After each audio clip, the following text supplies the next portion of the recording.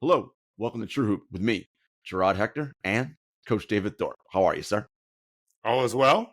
Basketball is back. Basketball is back. Everything is well again. We're like, woo, we hear the bouncing of the ball, the squeaking of the shoes. Although you've been hearing that a lot the last several weeks, but Yes. the rest of us get to hear it again. And I have not been at any training camp, so I have not gotten to hear it live yet. I will eventually one of these days get to practice and get in there and hear it. But we got basketball back, David, and we'll talk about some of the preseason games. But I wanted to start here. Ben Simmons and the Brooklyn Nets are getting, there's a lot of talk about that team and what they could be. And we've talked about it here on True Hoop, and you wrote about it. And your big thing was nothing is complete, or I have no opinion of this team until I know what the health status of Ben Simmons is, right? Depending on what that is and how and what level he plays at, that will then tell me what I need to know about this team, projecting, are we going to trade, are we going to do whatever. And I saw some interesting comments from Nets head coach Jacques Vaughn over the weekend, where he was asked about the schism or the friction in his relationship with Simmons last year. And this is a quote from Jacques Vaughn. What we've seen is his ability to push the basketball, to do it over and over again, play with extreme amount of pace, get to the rim, play with force. All the things that we were asking and I was searching for last year. That got revealed why those things weren't happening. The good thing is those things are happening, end quote. And it just had me thinking, David, about a couple things. Communication, number one. A coach-athlete relationship, which is something you and I talk about extensively and have a lot of experience with. And the whole thing just seemed not odd, but yes, odd, just strange. If you're asking someone to do something and they're not able to do it, and then your response is, well, we now know why. But why didn't you know then the reason it wasn't happening? And if you didn't, or if you got an answer for why it wasn't happening then, what was it? Why wasn't it what you liked? It just, the whole thing just seems very strange to me. I wonder if he's referencing a mental issue as opposed to a physical one. And that he may have been told physically he's fine and something else is wrong. And honestly, I've said this before, my background, my bachelor's degree is in psychology, which only allows me the privilege of knowing how fragile our minds are. I wouldn't offer much more beyond that. But that's better than anyone that doesn't really study this at all. And I have a lot of experience. I've worked in mental hospitals as well. And so to the average person, well, you just fix it.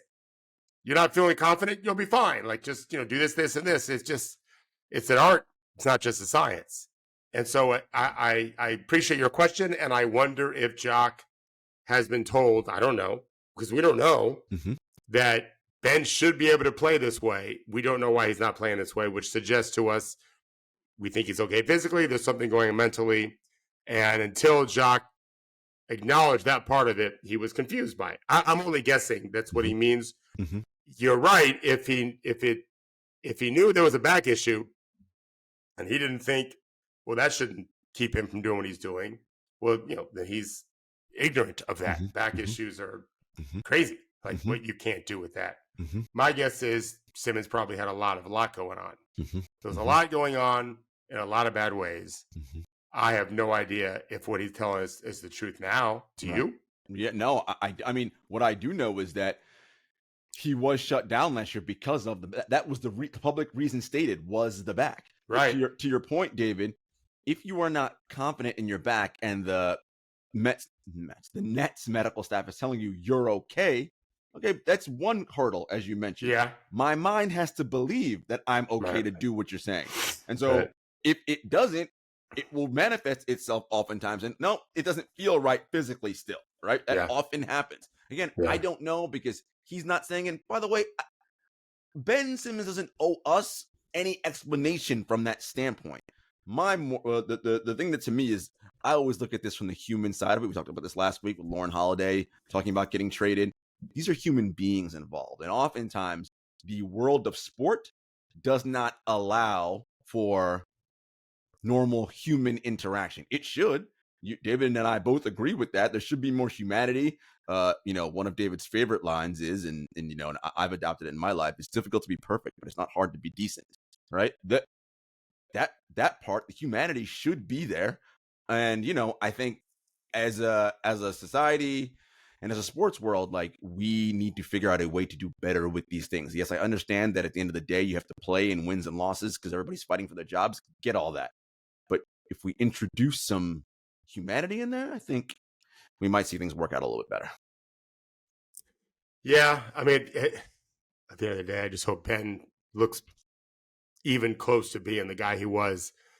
Everything else gets easy after that. Have you heard from anyone that's watched him practice? Yes, that he looks very good. Jacques is very happy with how he's playing right now. That's great. So that's very good signs. I mean, I would tell you last year when I would go, I was like, this dude. Now, I don't know if that was the mind telling his body he couldn't or what. Right. So I'm not going to speculate. But David, I would go to the game and I would watch him warm up and go, oh, he can't do anything. You can just tell how someone walks or runs. I was like, he's stiff. He can't bend over. I was like, well, he's not going to do anything. Can't play basketball that way. Right. Have you allowed yourself to play with the idea of Ben Simmons being really good while the Sixers kind of, bounce up and down a little bit? The great irony potentially of that situation. Of course. Ben Simmons dunking on Joel Embiid. Yeah. That'd be pretty sweet. Yeah. Listen, I want the best for all these players. I want them to all be healthy and play well. So yes, Ben Simmons being better at basketball is good for everybody who loves basketball. Like, I understand for the casual fan and whoever, it's very easy to shit on him and like, oh, that guy's a bust. He's this, he's that. Like, whatever. We, as people who invest a lot of time in this because it's our business, I want to see this guy succeed. The NBA will be better. The Nets will be better if he's very good. When this guy's at his peak, this is an all NBA, all defensive caliber player. Oh, he doesn't shoot. Guess what? Neither does Draymond Green. That dude's going to the Hall of Fame. Okay? Like, you can figure out a way to be very effective in this game, even though you can't shoot. And anyway, I just hope that this works out well for Ben and Brooklyn this year. Yeah, I'll just add this. A reminder, I think our listeners would already think of this, but in conversations I have with like college scouts and NBA scouts, college coaches, NBA scouts who have watched a lot of high school basketball. Mm-hmm.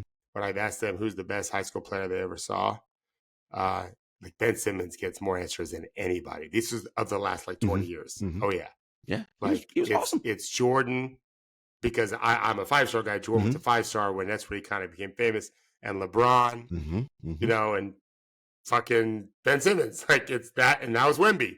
Like, that's who Ben Simmons was. I had more than one guy tell me, Wemby is the best prospect they saw since Ben Simmons. Yeah, yeah. Like, and I talked to some on-vert people about it where he played, and everyone fails in their comparison how good Ben was in high school. Yeah, because Montverd's down by you, right? So you it's 90 minutes away. Yeah, so you video. I shot a post-player development video at Montverd's campus before it was famous. Yeah. No, so anyway, I thought that was interesting. Another scenario or interesting coach comments, David. Monty Williams was asked last week, has his opinion or his relationship to analytics evolved over the last 10 years? And he said, yes, it's changed. It's like, I used to hate all that stuff. Guys just giving me lots of numbers. It's all confusing. Some of that's just guys pulling numbers out of thin air to make an argument fit. And I just thought that, again, it was a failure on the part of someone who is a public-facing NBA person to create this continued it's the jock camp, which that's Monty Williams' camp because he played, and the numbers camp, right? People who don't play, who just look at stats and whatever. And I just thought it was a poor way for this to be framed yet again. And Monty relied and leaned on all the tropes that people say is like, oh, the idea that you got to shoot a certain number of threes per game. Look, I don't know where that came from. Maybe there are some teams that say we have to shoot 50 threes a game. I don't know. But the teams that I know that are smart, that use analytics, they don't tell coaches, all right, coach, you got to get up 93s tonight. That's not how it goes. And he's like, well, some numbers matter. Defensive field goal percentage. It's like, okay, but that's not analytics, Monty. That's just a stat that, yeah, we know what that means. And you are someone I love talking to about this because you are on the jock camp. But you are someone who's like, but do the numbers support what my eyes and immense knowledge of this game tells me? And if there is some disconnect somewhere, what is the disconnect and why is it saying one thing and my eyes saying something else? So let's first take your point about the threes. Advanced analytics would tell someone that, you know what, the team we're playing tomorrow, or most of the teams we play this year, if we don't make about 15 to 18 threes in a game, we're going to struggle to win these games. That is what advanced, as opposed to just defensive field goal percentage, which is Right. raw stuff. Right. That is an analysis and a projection of, we've looked at all of our offensive stuff and all of our opponent's defensive stuff and all of their offensive stuff versus our defensive stuff, and we can come to the conclusion that unless we shoot more threes and add that variance to it, how do we create those threes? Play defense a certain way. We do this. We rush the floor up faster, whatever. Not to mention put on your roster more guys that like to shoot threes. The analysis would be we're just not going to be successful. It's why, for example, I thought Houston could beat the Golden State Warriors. Correct. I wrote all year that year. They're capable of shooting 53s in a game and making 20, and you're going to lose. Correct. When a team is scoring 60 points on those threes, not to mention the fouls that they draw. And they almost did. They sure did. The Warriors, obviously. They're up 3-2. So, and then they couldn't make it 3 in the end, and that's what happened. But that's the variance of threes. So I almost feel like Monty's not telling the truth. I don't know that because it's nonsensical. It's impossible almost me to believe he doesn't really understand how we use those metrics. And I should add, who doesn't use those metrics in business anymore? I'll go back. My son, I'm trying to think, Max was 10 when he played his first real basketball, and we had a 9-year-old teammate. I called him the Bear. He ended up being a great baseball player. His dad was an analytics guy. You've heard of Outback Steakhouse? Of course. So that's a Tampa company that was starting in Tampa. The first one, it was just in Tampa. Now they have many brands and whatever. And my friend Steve, who played football for Jimmy Johnson, University of Miami, he was an analyst for their data. What did he do? He mined credit card payments. And he was looking at soup and French fries, and they ordered this many beers and whatever. He was just analyzing all this data, which helped them decide how to pair things on the menu, how to put things on sale, whatever. This is what he did all day, every day. He just had a brain for math, running those algorithms and all that kind of stuff. Everyone's doing analytical stuff. And let me tell you something. I just saw Detroit play Phoenix. They gave up 46 in the first quarter. You might want to look at, obviously, Phoenix made some tough shots. Right. But you better understand what these things are. And I really try to help my players understand what they are. That's one reason why I was traveling some. I was trying to teach rookies a little bit more about the metrics that it's going to be used to decide whether or not you're worth any good, worth any money. Are you any good? You're worth any money? What are you worth? Yeah. There's metrics to that to a good degree. Not the simple ones like 5 guys averaged 24 and 7 and 5 last year. That's basic. Right. That's raw math. Yeah. The more analytical stuff is very illuminating. Very illuminating. And normally what I try to do is, if I'm surprised that a player is well thought of and is doing well in metrics, I'm forced to go back and watch tape. The numbers never lie in that situation. He's doing something right, typically. More right than others, maybe. So I'm disappointed that there shouldn't be a chasm between. I agree. The math and the game. Right. It should be, we're all on the same plate. Yeah. And again, to me, I hated the reliance on the tropes, because then he goes to, I'm about efficiency over volume. If you're good at twos, I want you to take twos, and then we can set our defense. Like, money. No one. And again, it's that whole thing of like, analytics says 3 is not 2. That's not true. That's not what it says. Close to being true. Yeah, there's no. I told this a player. He's in France. He's in Spain. Played in the NBA before. He's in Spain now, and he gave up. So he was guarding a very good 3-point shooter in the corner, and he had tagged the roller going to the rim. He did. The passer faked the pass to the 3-point shooter. My guy leaned towards the shooter, gave up the uncontested dunk. When I said to him, you always have to take away that before the three, he was genuinely surprised. He's young. He's 23, 24.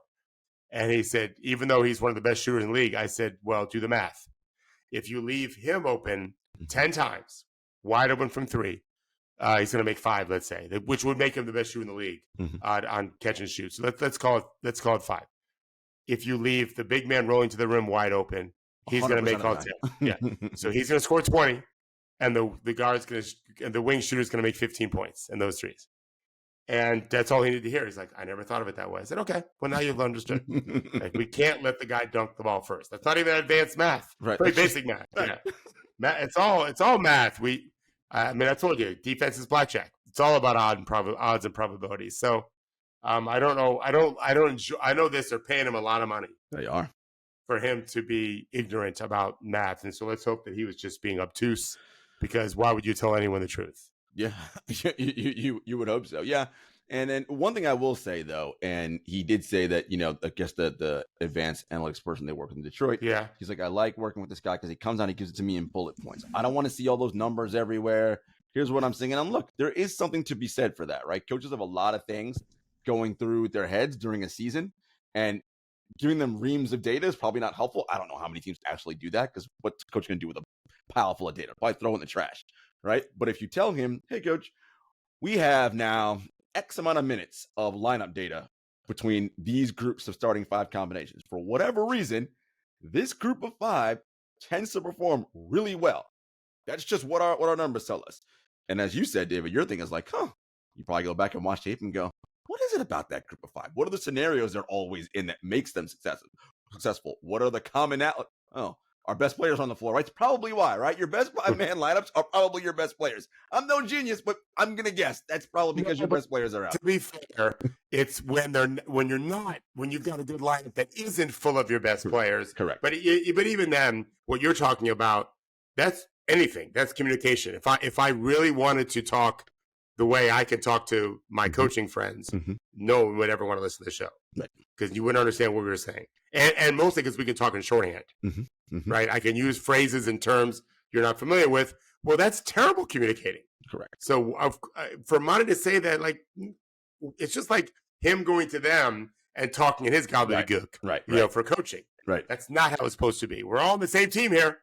If you're a Pistons, you're a Piston, right? Correct. And you should be all communicating the way you each understand the other. 100%. All right, David, let's get to some actual on-the-floor basketball. Timberwolves have played already 2 preseason games. 2 games. They're in Abu Dhabi to start off. They're going to be in, are they going to Spain too? Was that Dallas? No. Dallas playing Real Madrid. No, Dallas going to Spain. They're not. Okay. Yeah. Anyway, they played Dallas in Abu Dhabi twice. We're courting foreign investment money. So that's a big reason for that.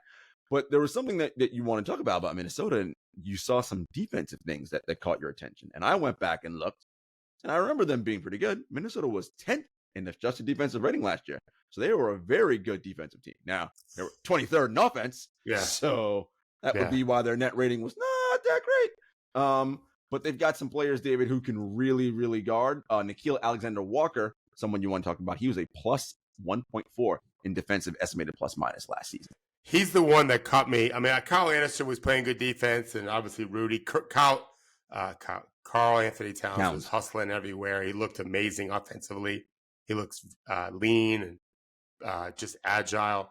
But it was Walker's defense that's really made I think there's been 3 or 4 players that have made me feel that way so far. I watched 4 or 5 games last night.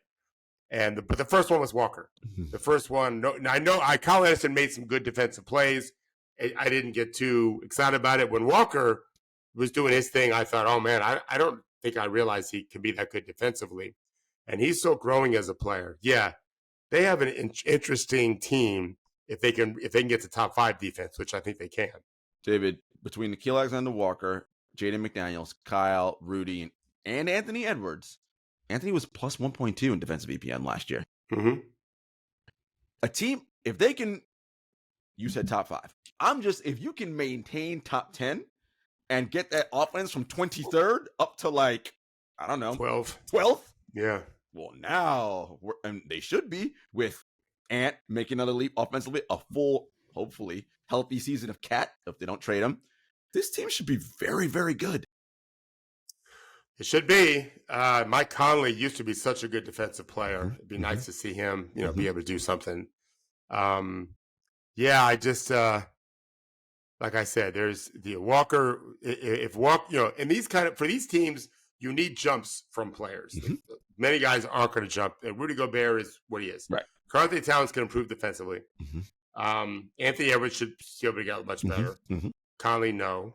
Walker, yes, for sure. Yeah. Jaden McDaniels, yeah, for sure. That was the other thing is there's just a lot of good defensive players on the team. So, not that Luka cared. He scored 25, I think in the first half of his first game. I mean, he's Luka, so whatever. He's a joke. Yeah. We'll get to him later too. He doesn't count in that way, right? You're not stopping the best players in the world from scoring. Unbelievable, this guy. Suns, Pistons, we talked about them and we talked about Monty. So here's some things that I saw that jumped out. I mean, well, let me start defensively first. There was activity level that was high in a preseason game from the Suns' 3-star players. And look, I am not under any illusions that over an 82-game season, because that's just not how it works. They're just not going to do that all the time. But if the Suns' 3 best guys, Booker, Durant, and Beal, are engaged on that on the floor, and when they play, Beal slightly less than the other two.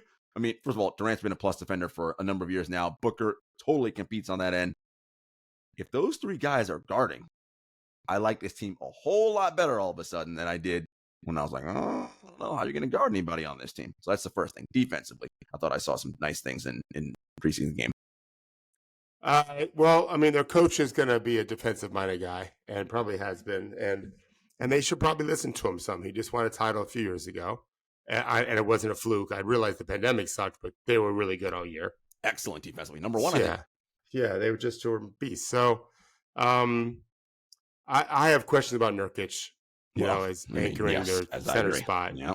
But to me, I mean, they scored 46 points in the first quarter. So let's talk about offense. Yeah. Look, okay, you tell me. I didn't see a whole lot of intricate play work. What I saw was a lot of, we're vets and we know how to play basketball. Here comes the screen. Great. Ooh, look at this terrible matchup, meaning that guy's meat on the other end. And let's also be honest about these 3. Almost anyone you put on them is meat on the other end in a one-on-one situation because they're so good at hitting tough shots and getting it. And as you say about Kevin Durant, but mid-range that's not tough for him. Like, I understand for other people, contested, whatever, not for him because he sees rim. If those guys are doing that, and Durant shot 55% from the floor last year, Booker was also elite. We know Bradley. If they're doing that, like, whatever, I don't care what they're going to score over a lot of people. And we saw it. They were the only team last year that took the Nuggets to 6. Not mainly, 100% off of the backs of Durant and Booker's individual brilliant play. Adding a third guy, well, that makes it even better because the space is better now. Grayson Allen adds space for them. So offensively, 46 points in a quarter, when they're shooting like that, it's going to be tough to stop them. Well, I mean, yeah. And I think they're going to have a lot of those nights. It's interesting. And they're a little deeper. Yeah. Grayson Allen looked pretty good, I thought, in his first game. Okogie. Played a really good defense. It's easier to play with those guys. Well, he also made some good offensive plays. I was just going to say, with those 3. With those guys, I feel like it's pretty easy to play basketball. Can all dribble, pass, shoot, like they compete. Yeah, Beal, I thought, looked really good. He looked spry. Yeah.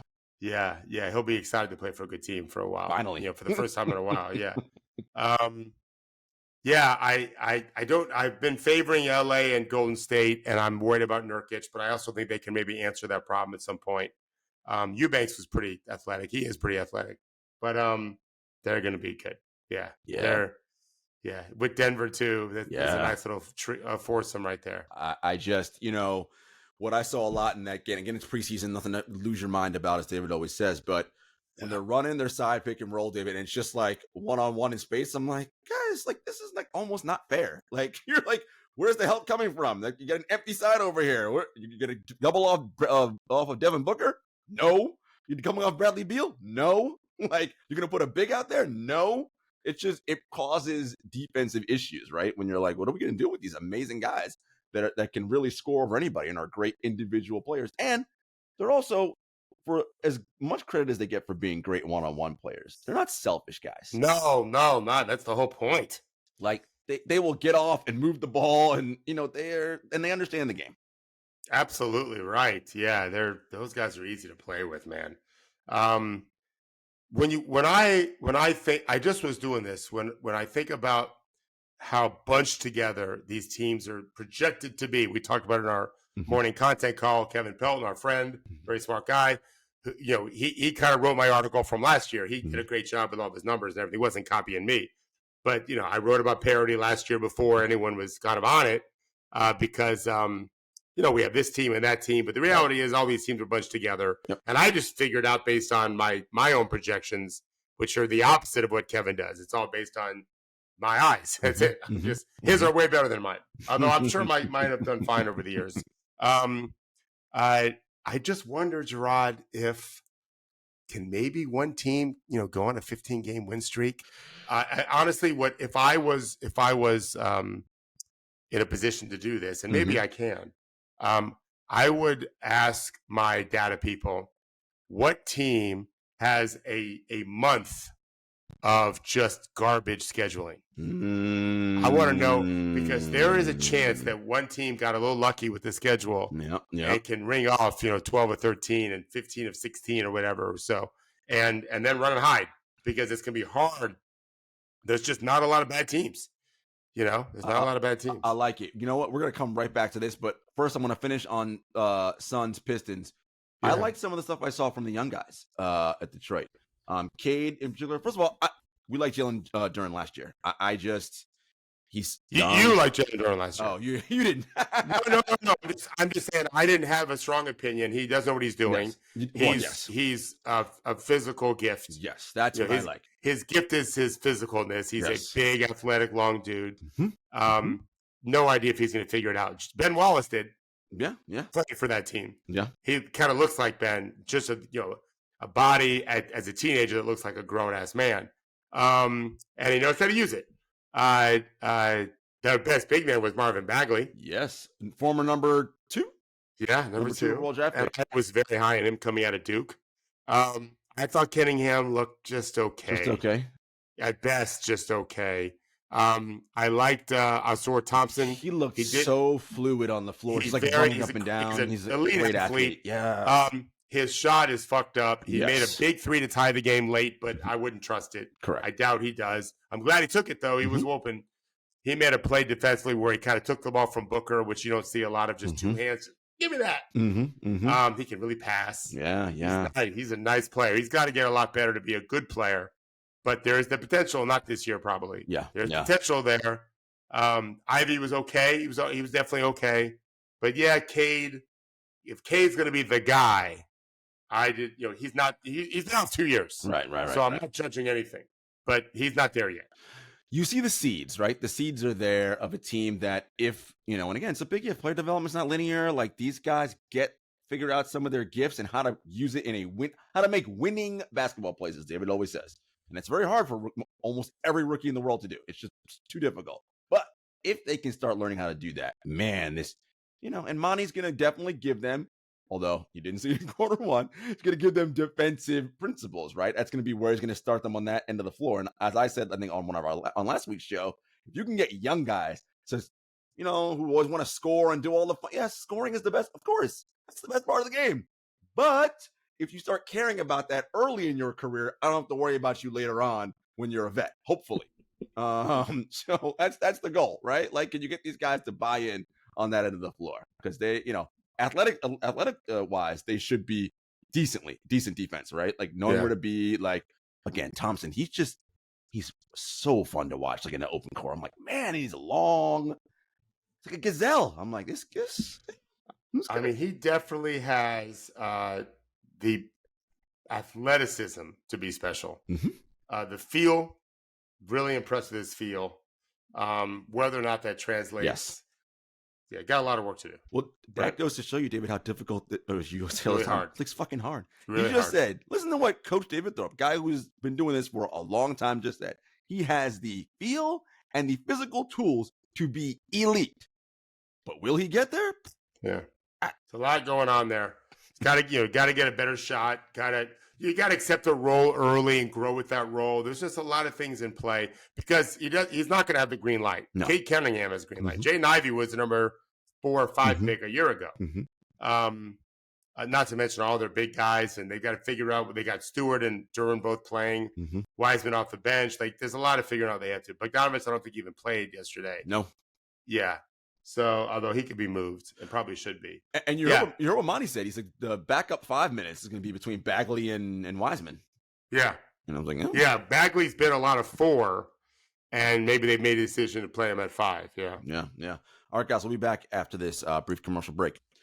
Okay, David, we're going to continue talking about some of the preseason games, but I wanted to talk about the win stuff, the prediction that you talked about. Because on our content call this morning, I said, are we going to have a bunch of, and by a bunch, I mean, like, are we going to have 5 teams win at least 50 games, a team that maybe wins 55, and a team that wins 60?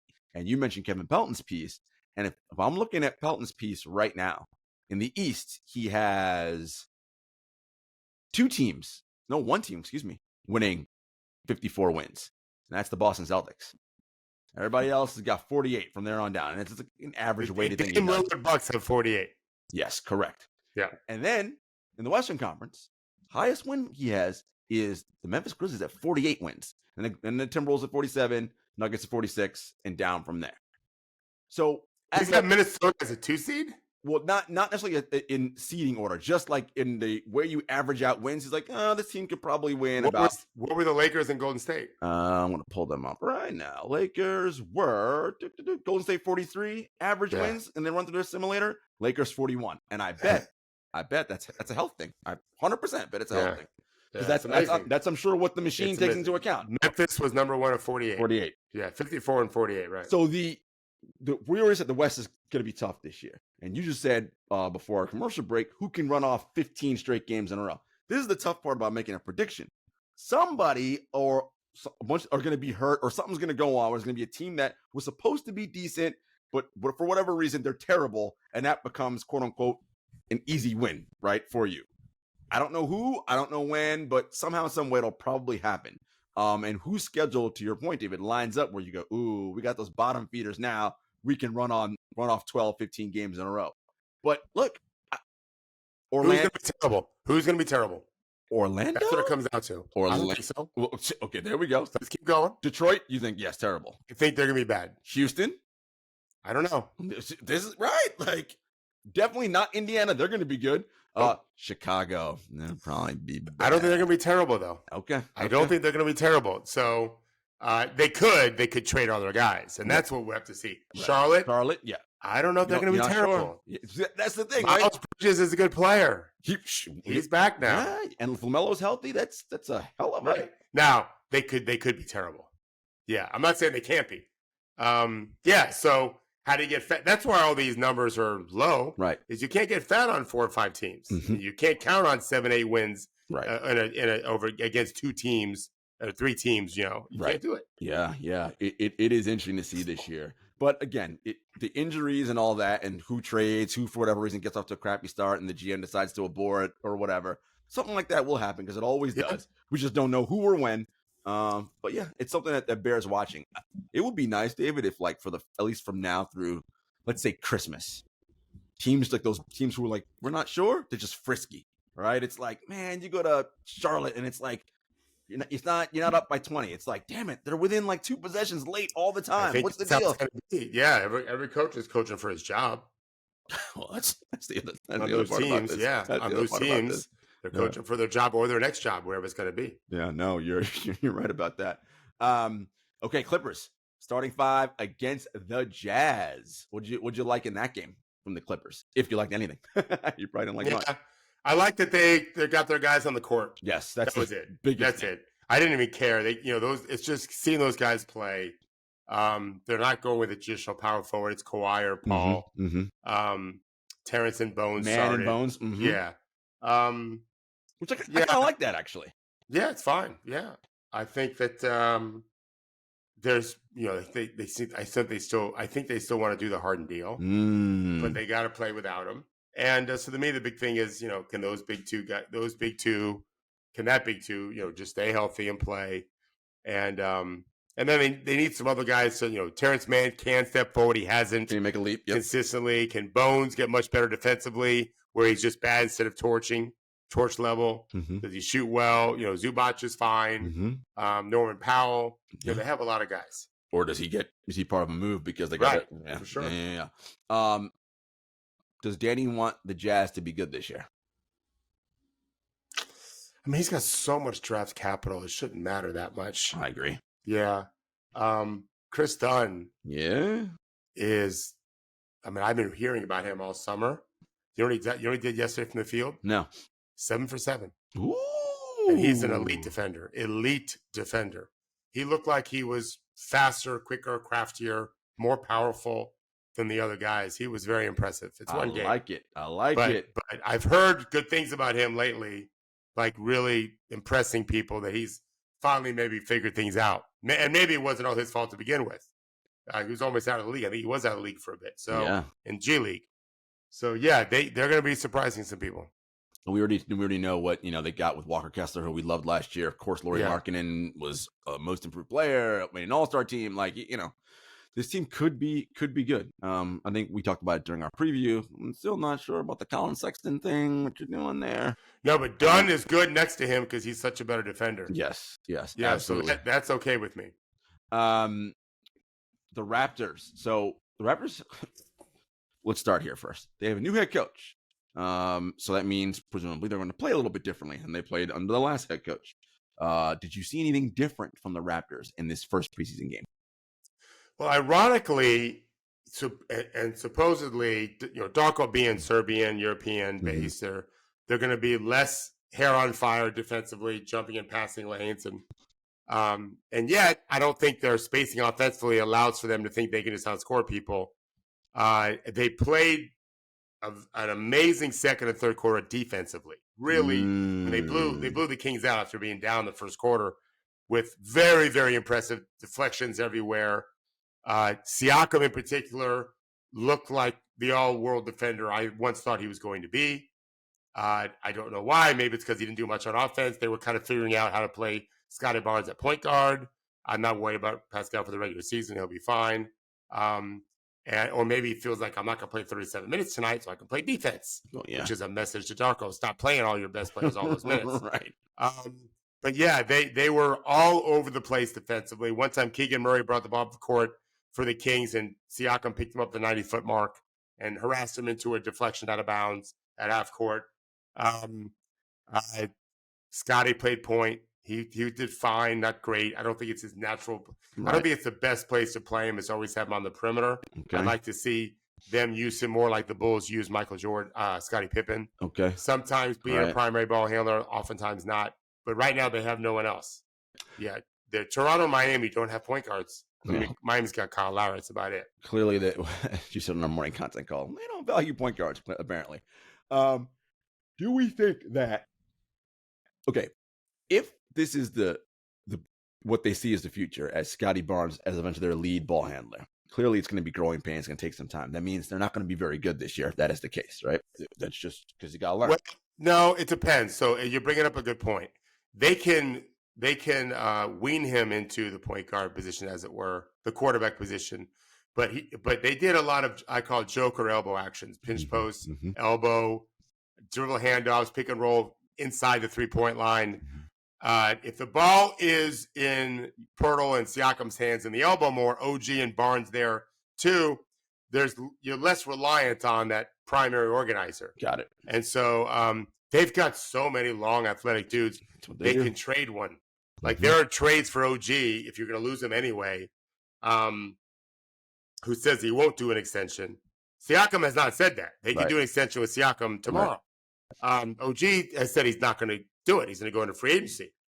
And so I could see them trading OG for a pure one, a true, organizer. It's got to be able to shoot. They need spacing so badly. Dennis Schroeder is a good backup. That's it. Yeah. I don't see him as a starter. And then Scottie also, if he's going to be the lead ball handler in the future too, you said weaning him, it's also learning how the intricacies of the pick and roll, right? As the lead ball handler in the pick and roll. Yeah, he correct. And also he's very effective off the ball. And so you can't just put it in Siakam's hand only. OG is not really a primary ball handler. I think they need someone else and let Dennis come off the bench, if Dennis is willing to accept it, which I have no idea about. No, it'll be interesting to see what Toronto does, because that's one of the interesting teams. We talked about it last week, the Masai stuff. Just they have a lot of wing talent, right? Long rangey guys who can guard and do different things. Do we keep? Do we move? As you mentioned, if OG already said I'm going straight to free agency, you got a chance you're going to lose him anyway, right? Don't train him for a guard. Got to get something, right? Got to get a shooting guard. Yeah, a shooter that's a point guard. Yeah. Don't let him walk for nothing. Dallas Mavericks. You were high on the Lively drafting, because you said he's got tools. Now he's a rookie, so he doesn't know what the hell he's doing, and he's got to get his body right. He's nowhere near where he needs to be, but he can get up there and catch those lobs. You like what you see from Lively in terms of catching lobs from Luka. Yeah, I heard some things, and then I saw in the 2 games where Luka is really a gifted lob passer. And I don't know that I ever remember thinking that, part because Dallas hasn't had many guys to go get him, but he is gifted, and Derek can really jump, and he catches the ball just fine. He doesn't have great hands, and rebounding and stuff, he's just not strong enough. Right.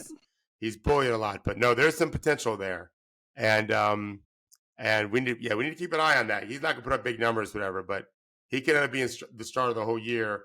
The idea would be, and by next year, he'll have a year under his belt, strengthen a lot more, and Luke and he can be a better tandem together. So we talked about the Omax Prosper starting in their preseason games and playing a lot of minutes. The first one, yeah. Because, to your point that you brought out, you're like, well, an option there is you play those guys and they play well, you could potentially move them for a player more on the Kyrie Luka timeline to take advantage of these 2 gifted offensive players. You got to get somebody who guards too, right? Like, as well to join them, because they'll score a ton, no problem. But I think that's why they drafted Prosper and Lively. I'm Prosper and Derek. Yeah, that's why Derek has a chance to be a shot blocking 5, super athletic, long guy. Prosper is 6'8", 7'2" wingspan, moves really well. Already plays that role, played at Marquette. It's going to take a couple years, and they'll have to hope Luka is patient. But those guys have defensive upside for sure. You gotta hope Luka's patient. That may not be the case. No, you'll find out. It's interesting. So we got preseason happening now, and you've all different kinds of players. I know for your young guys, for them it's the rookies, second years. Those are early players, third years. How can I make winning basketball plays, right? And show the coaching staff that you can have me on the floor because I help you win possessions and all those things. So that's a lot of what you talk to those guys about. What do vet players, right? Your guys who are year 6, 7, 8, 9, double digits. What are they looking to do in preseason? Because for them, right, it's about preserving that body because they know this thing is a marathon, not a sprint. Let's not lose my mind early on here in preseason. I mean, every player can be different. Luka and Kat both scored, I think, 20 or 25 their first, like I said, that first game, their second quarter. New coaches, the veteran might be, I'm going to sit back a little bit, see how things go. I've got a young player that's trying to really step up into the limelight. I'm going to give him some space, let him have some success and learn to play off that. Mostly they want to manage themselves. They don't want to play too much. It's a long year. And they totally get it. Yeah, I'm sure that when they were young, they couldn't wait to get on the court, but now they're a little more patient about it with the preseason. They're looking at their minutes like, I will not be playing this preseason game. Thank you very much. Yeah, and they say that a week in advance. No, but it's important. And then before you know it, the season will be here, October 24th. Yeah, that Tuesday. That'll be the first game. Man, season comes by so fast, and it'll be a lot to look forward to. I'm really curious to see again how everybody comes out of the gates because we have some nice matchups early. The NBA front loads, so we get all the stuff to get everybody excited. So it'll be curious those first few weeks how teams come out. All right, guys, there'll be more games this week, and we will see you on Thursday. Take care.